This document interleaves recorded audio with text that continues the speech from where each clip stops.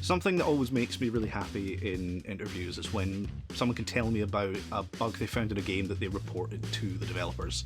There are so many early access games and small indie developers that really rely on that player feedback. So if you want to be a tester, go sign up for a developer's forums or their Discord.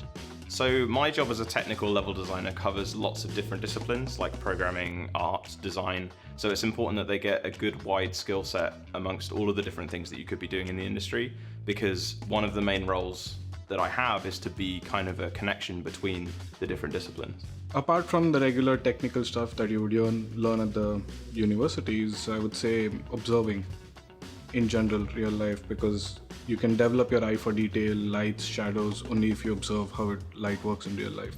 You know, in general, if you want to start becoming an engineer, if you want to go into programming games, then computer science is the way to go, I think. You don't necessarily have to go to university, but you should be trying to learn the same things that you would learn on a computer science course.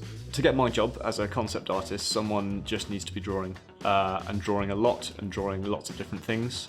The role of a concept artist isn't just to draw one thing over and over again, and not just what they fancy drawing.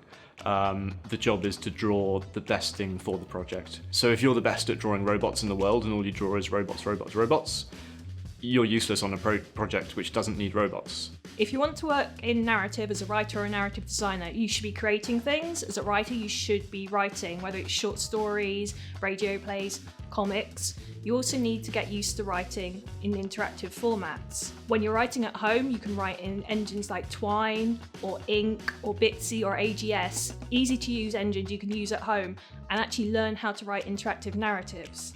I would suggest that they listen to and analyze a lot of the popular titles that are out these days, and I mean really analyze them.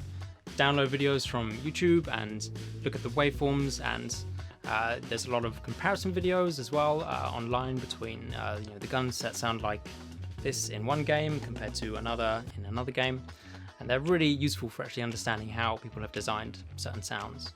For a designer especially, just understanding players' motivations is the biggest thing. I mean, everyone has empathy, but you need to really, really care about what is the player wanting at this point in time? What are they trying to do? What's their task? Understanding what people want is the most important thing. I'm conscious that creative director is a title that some people who get into the industry, especially the designers, really aspire to. That wasn't really my aspiration. My aspiration was to make good games and to help teams make good games and to always been improving. And that's the way the path led. So maybe if you do those things, you can get that title. Maybe not. You can always just start a studio on your own and call yourself whatever you want. It's up to you.